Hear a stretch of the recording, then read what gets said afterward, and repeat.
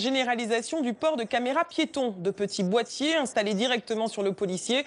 Ils sont testés depuis 2013 dans le Rhône, à Rieux-la-Pape, et filment aussi bien les contrôles d'identité que les interpellations. Le dispositif semble efficace, il est même bien perçu par les habitants. Éric Hervé, Baptiste Lègle et David Madège. Elle fait désormais partie de l'équipement de cet agent municipal, la mini-caméra fixée à la poitrine.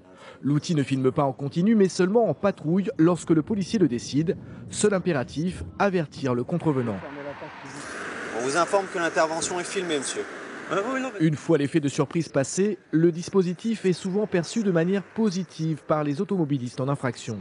Pour certains individus, d'être filmés ou d'être filmés, ça peut les calmer.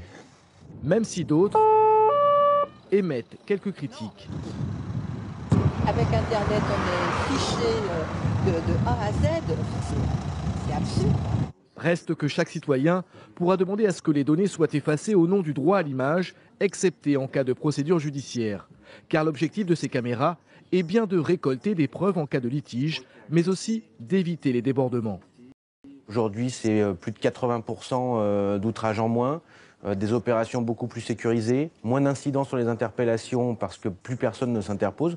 Mais pour qu'elle soit bien acceptée, cette nouvelle procédure devrait être encadrée pour limiter par exemple les contrôles aux faciès. Il faut que ce soit sur des critères objectifs. Il ne faut pas que ce soit discrétionnaire, que ça repose sur les uns ou les autres, parce qu'on pourrait dans ce cas-là ne filmer que les situations quand ça vous arrange, quand ça arrange les uns ou quand ça arrange les autres. Le port des mini-caméras est très largement répandu aux États-Unis.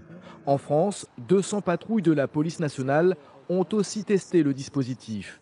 D'ici 3 ans, le ministère de l'Intérieur équipera les commissariats de 4500 caméras supplémentaires.